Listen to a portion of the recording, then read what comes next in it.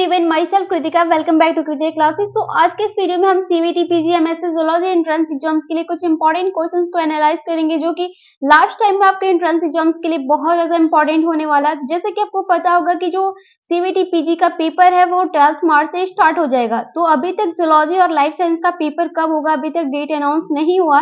जैसे ही date announce होगा मैं आपको इन्फॉर्म कर दूंगी, लेकिन उससे पहले ये जो क्वेश्चंस हम एनालाइज करने वाले हैं ये आपके लास्ट टाइम में आपके एंट्रेंस एग्जाम्स आपके सब्जेक्ट्स के लिए, आपके सिलेबस को कंप्लीट करने के लिए क्वेश्चंस बहुत ज्यादा इंपॉर्टेंट है। और ये क्वेश्चंस को स्किप मत करिएगा। बार अलग अलग पैटर्न्स के साथ क्वेश्चंस एंट्रेंस एग्जाम्स में देता है, तो ये बहुत इंपॉर्टेंट क्वेश्चंस है। इस वीडियो को स्टार्ट करने से पहले अगर अपने चैनल पे फर्स्ट टाइम विजिट किया तो प्लीज चैनल को सब्सक्राइब कर लीजिए और बेल आइकन को भी हिट कर लीजिए, ताकि आने वाली हमारी जो वीडियो है उसकी नोटिफिकेशन आप तक पहुंच सके। ओके, तो चलिए बिना टाइम वेस्ट के वीडियो को स्टार्ट करते हैं। यहाँ क्वेश्चन नंबर फर्स्ट में दे रहा है कि members of two species belong to a common genus and are the morphologically very similar to each other, but they are the reproductively isolated. These two species are therefore referred as. Okay, options यहाँ पे आपके 4 दे रहे हैं। First में दे रहा है sibling species, second में दे रहा है एलोपैट्रिक स्पीसीज, थर्ड में सिम्पैट्रिक स्पीसीज दे रहा है, और यहाँ पे फोर्थ ऑप्शन में क्या दे रहा है, सब स्पीसीज दे रहा है। ठीक है, तो क्वेश्चंस में क्या दे रहा है, क्वेश्चंस को आप पहले देख लो। ये वो स्पीसीज की जो मेंबर्स है वो बिलोंग कर रहे एक कॉमन जीनस में, एक कॉमन जीनस के साथ ये बिलोंग कर रहे हैं, जिसमें कि जो इसका मॉर्फोलॉजिकल है वो काफी वेरी सिमिलर है। ठीक है, जिसमें कि ये जो इसका रिप्रोडक्टिव वो है वो आइसोलेटेड हो रहा है, तो इसके 2 स्पीसीज में वो किसमें रेफर करेगा, तो ये सिबलिंग स्पीसीज में करता है। इसका जो सिबलिंग स्पीसीज होता है ये टर्म रेफर करते हैं closely related species that look almost identical but cannot interbreed due to the reproductive isolations. ठीक है, कहने का मतलब ये है कि ये टर्म रेफर नहीं करते हैं क्लोजली रिलेटेड स्पीसीज के साथ। लुक, इनका जो लुक होता है वो ऑलमोस्ट आइडेंटिकल होता है, बट ये कैन नॉट इंटरब्रीड होता है due to the reproductive isolation में।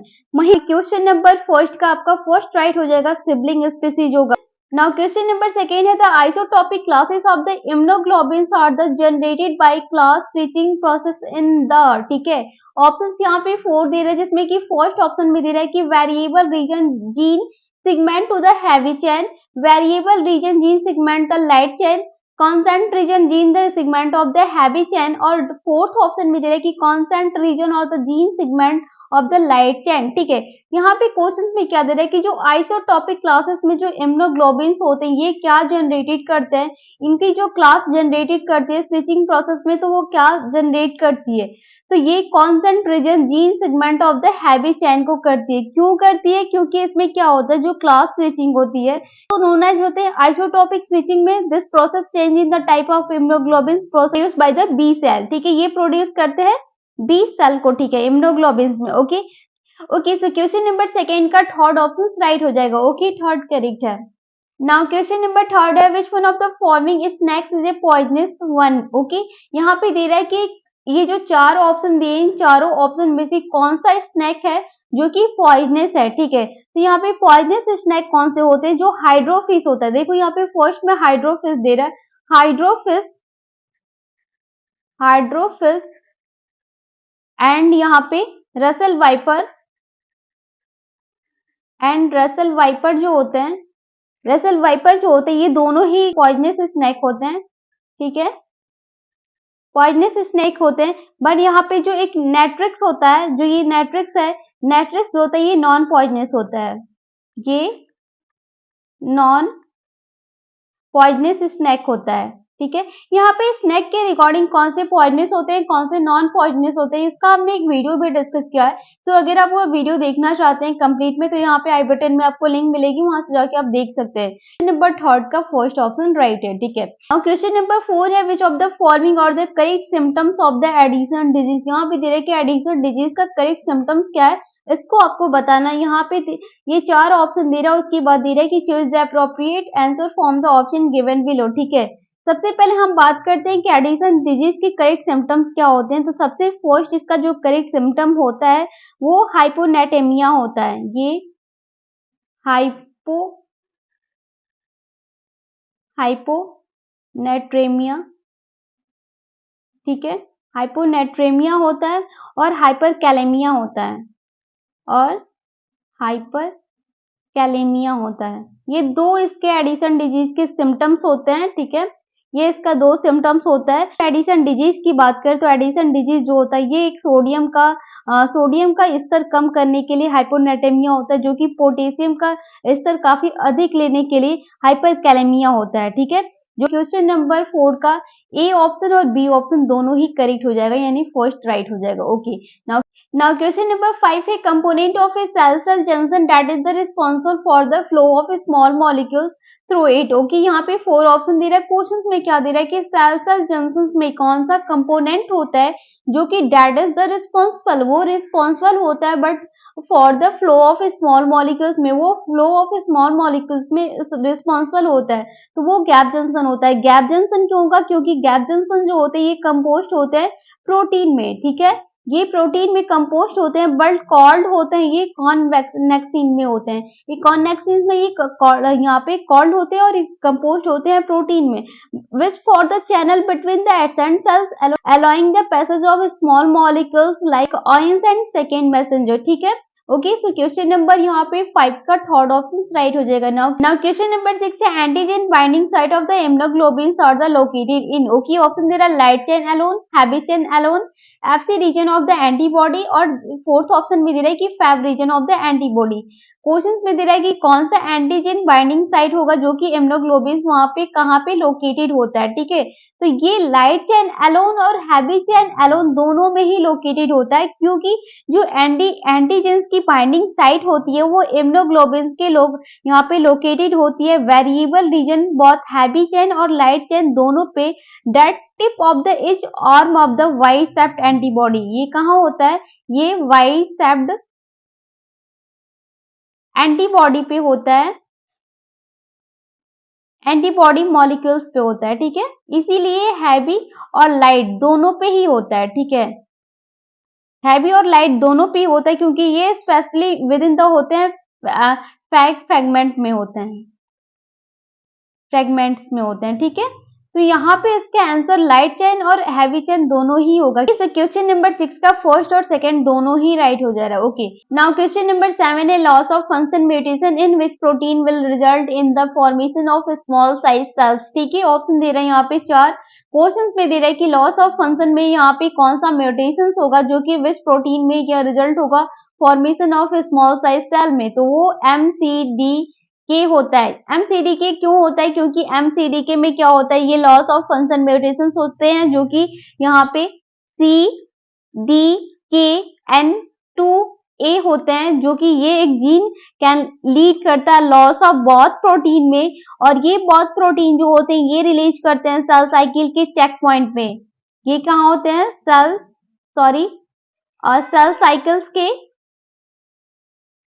सेल साइकिल के चेक पॉइंट पे होते हैं। ओके, जिसपे कि ये which can lead the tumour formation CDK2A one is the most commonly alternate gene in the human cancer, ठीक है। तो ये ह्यूमन कैंसर से है। तो क्वेश्चन नंबर 7 का 4 ऑप्शन राइट है। नाउ क्वेश्चन नंबर 8 की बात करते हैं। 8 में क्या दे रहा है कि uterus is the primates, uterus पे प्राइमेट्स क्या है, इसके 4 यहाँ पे ऑप्शन दे रहे हैं। तो यूट्रस में जो प्राइमेट्स होता है ये आपका यहाँ पे सिंप्लेक्स टाइप का होता है। सिंप्लेक्स टाइप का क्यों होगा? क्योंकि ये यूट्रस में सिंगल चैम्बर में यूट्रीन हॉर्न होते हैं, जो कि टाइप होते हैं uterus found in the human में, ठीक है। तो यहाँ पे क्वेश्चन नंबर 8 का फर्स्ट ऑप्शन राइट है। नाउ क्वेश्चन नंबर 9 की बात करते हैं। 9 में क्या दे रहा है कि which of the following is not needed in order to amplify a DNA fragments by the PCR, ठीक है, पॉलीमरेज चेन रिएक्शंस। यहाँ पे ये 4 ऑप्शन दे रहा है, जिसमें कि फर्स्ट में दे रहा है कि set of primers knowledge of the complete nucleotide sequence of the fragments to be the amplified, और थर्ड में दे रहा है डीएनए पॉलीमरेजेस, और फोर्थ ऑप्शन में दे रहा है कि डीऑक्सीराइबोन्यूक्लियोटाइड ट्राइफॉस्फेट्स, ठीक है। क्वेश्चंस में क्या दे रहा है इसको आप देख लो। क्वेश्चंस में दे रहा है कि कौन सा नॉट नीडेड होगा into order to amplify DNA fragment by the PCR में पॉलीमरेज चेन रिएक्शन में कौन सा यहाँ पे ऑर्डर होगा जो कि नॉट नीडेड होगा? न्यूक्लियोटाइड ट्राइफॉस्फेट होता है। ये ट्राइफॉस्फेट क्यों होगा? क्योंकि जो PCR होता है पॉलीमरेज चेन रिएक्शन होता है ये रिक्वायर करते हैं डीऑक्सीराइबोन्यूक्लियोटाइड ट्राइफॉस्फेट, जिसे कि शॉर्ट फॉर्म में हम क्या कहते हैं, DNTPS कहते हैं, ठीक है। इसमें होता है जिसमें कि की पॉइंट कुछ PCR के होते हैं जो कि बहुत ज्यादा इंपॉर्टेंट है, जिससे कि बार बार क्वेश्चन दिए जाते हैं, जिसमें कि ये टेम्पलेट DNA होता है। टेम्पलेट हम सबसे पहले हम बात करेंगे टेम्पलेट डीएनए की, ठीक है। टेम्पलेट डीएनए की बात करेंगे। जो टेम्पलेट डीएनए होते हैं ये ओरिजिनल डीएनए होते हैं, ये ओरिजिनल डीएनए होते हैं, फ्रेगमेंट्स होते हैं, ठीक है। फ्रेगमेंट्स टू बी एम्पलीफाइड होते हैं, टू बी एम्पलीफाइड होते हैं, ठीक है, एम्पलीफाइड होते हैं। और यहीं पे अगर हम प्राइमर्स की बात करें, पीसीआर में प्राइमर्स का जो की पॉइंट होता है, तो ये प्राइमर्स जो होते हैं, प्राइमर्स ये शॉर्ट डीएनए होते हैं। प्राइमर्स जो होते हैं ये शॉर्ट डीएनए होते हैं, ठीक है। ये शॉर्ट डीएनए होते हैं जो कि इनका जो सीक्वेंसेस होता है ये टारगेट करता है specific region to the amplified को। ओके, इसके बाद यहाँ पे हम डीएनए पॉलीमरेज की बात करें कि डीएनए पॉलीमरेज क्या है।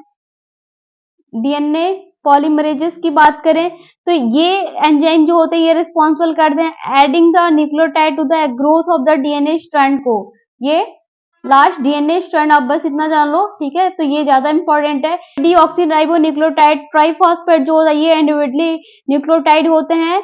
ये न्यूक्लियोटाइड होते हैं किसमें किसमें, आपका एडनी, थाइमीन, साइटोसिन, ग्वानिन में जो कि न्यूडेड होते हैं blood the new DNA strand के साथ, ठीक है, न्यू डीएनए स्ट्रैंड में, ठीक है।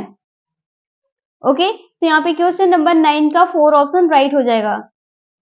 नंबर 10 है the ability of cells to the achieve their the respective fate during the development by the interaction with other cell is the known है, जो कि यहाँ पे ये 4 आपके ऑप्शन दे रहे हैं। क्वेश्चन में क्या दे रहे हैं कि एबिलिटी ऑफ सेल्स में जो अचीव करता है their the respective fate during the development में interaction with the other cell, तो वो कौन सा नोनेज होगा। Autonomous specification, conditional specification, synthetical या फिर अल्टरनेट, यहाँ पे अल्टरनेट स्पेसिफिकेशन। तो ये बेसिकली यहाँ पे क्या होता है कंडीशनल स्पेसिफिकेशन होता है, क्योंकि इसमें क्या होता है, इसकी जो कंडीशनल स्पेसिफिकेशन होता है इसका मीन होता है सेल्स फैट, इसका मतलब ही होता है सेल्स फैट, ठीक है, जो कि ये डिटरमाइन करते हैं single of the interaction in the neighbouring cells में अलाउ करते हैं flexibility development based on the surrounding environment को, ठीक है। तो यहाँ पे क्वेश्चन नंबर 10 का सेकेंड ऑप्शन राइट है। नाउ क्वेश्चन नंबर 11 है vasopressin is the produce by, vasopressin किसमें प्रोड्यूस होता है, तो ये सुप्रा ऑप्टिक न्यूक्लियस में होता है। सुप्रा ऑप्टिक न्यूक्लियस में क्यों होता है, क्योंकि ये क्या होता है, ये हाइपोथैलेमस में स्थित होते हैं। ये किसमें होते हैं, ये हाइपोथैलेमस, ये हाइपोथैलेमस में स्थित होते हैं। वैसोप्रेसिन में एंटी डायूरेटिक हार्मोन्स होता है, ये एंटी डायूरेटिक हार्मोन्स होता है, जो कि ADH के नाम से भी जाना जाता है, ठीक है। ये क्वेश्चन नंबर 11 का आपका सी ऑप्शन राइट हो जाएगा, सुप्रा ऑप्टिक न्यूक्लियस होता है, ठीक है। अब क्वेश्चन नंबर 12 है select the group of animals showing the uricotelic nature, ठीक है। ऑप्शन यहाँ पे दे रहा है fish and protozoans, land reptiles, bird and insect, frog and toads and birds and mammals, ठीक है। यहाँ पे दे रहा है क्वेश्चन में कि आपको उस ग्रुप को सिलेक्ट करना है जिसमें कि एनिमल्स शोइंग करते हैं यूरिकोटैलिक नेचर्स में, ठीक है। तो ये कौन कौन से हैं, आपके लैंड रेप्टाइल्स होंगे, बर्ड्स होंगे एंड इंसेक्ट होंगे। क्योंकि इसमें देखो सबसे ज्यादा अगर हम रेप्टाइल्स की बात करें, लैंड रेप्टाइल्स की बात करें, तो ये अधिकांश यूरिकोटैलिक होते हैं, जिसमें कि ये नाइट्रोजनस युक्त यूरिक एसिड के रूप में उत्सर्जित होते हैं। मतलब बर्ड्स की अगर हम बात करें तो बर्ड्स में भी यूरिकोटैलिक होते हैं, जो कि ये नाइट्रोजनस युक्त जो भी अविष्ट पदार्थ होते हैं जिसको कि यूरिक एसिड में उत्सर्जित करते हैं। यहाँ पे इंसेक्ट भी जो होते हैं यूरिकोटैलिक होते हैं, जो कि ये भी नाइट्रोजनस युक्त जो भी यूरिक एसिड होते हैं उसको करते हैं। और नंबर 12 का आपका सेकेंड ऑप्शन राइट हो जाएगा। Now question number 30 host where the parasite remain variable without the further development is the known है, जो कि यहाँ पे दे रहा है कि कौन सा होस्ट होगा जो कि पैरासाइट रिमेन में वेरिएबल यहाँ पे विदाउट फर्दर डेवलपमेंट में नोन एज होता है, तो वो पैराटेनिक होस्ट होता है। पैराटेनिक होस्ट में ये क्या होते हैं, विदाउट फर्दर के डेवलपमेंट होते हैं, ठीक है। तो इसका थर्ड ऑप्शन राइट हो जाएगा।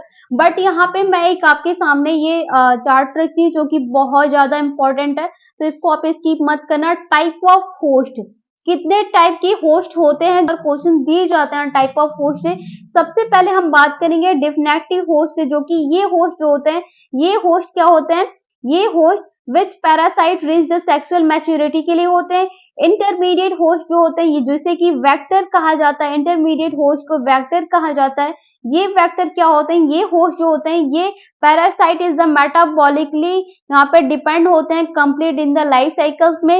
यहाँ पे एक्सीडेंटल होस्ट जो होता है ये होस्ट यहाँ पे parasite does not normally infect the may और मे नॉट कंप्लीट डेवलपमेंट में भी डेड एंड होस्ट होते हैं, ठीक है।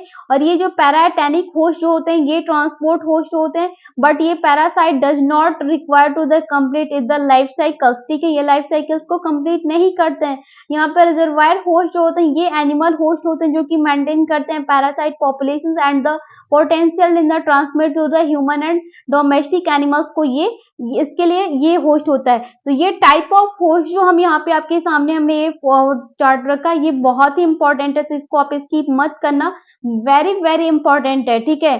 तो जो कि बार बार इससे क्वेश्चंस दिए जाते हैं, तो अगर आप होस्ट के लिए सारे टाइप्स को देख लेते हो तो जब भी आपके पास एंट्रेंस एग्जाम में क्वेश्चंस आएगा आप इजीली से सॉल्व कर सकते हो। तो आई होप कि हमने जो ये 13 इंपॉर्टेंट क्वेश्चन डिस्कस किया आपको पसंद आया और कहीं पर कुछ भी आपको डाउट होता है तो आप मुझे कमेंट सेक्शन में कमेंट करके बता सकते हैं। और आपको क्वेश्चंस आपको कैसे लगेंगे ये भी आप मुझे कमेंट सेक्शन में जरूर बताइएगा। ओके, तो अगर आपने चैनल पे फर्स्ट टाइम विजिट किया तो प्लीज चैनल को सब्सक्राइब कर लीजिए और बेल आइकन को हिट कर लीजिए ताकि आने वाली हमारी जो भी वीडियोस है उसकी नोटिफिकेशन आप तक पहुंच सके। ओके, सो मिलते हैं जल्दी नेक्स्ट वीडियो में, तब तक के लिए thank you, thanks for the watching.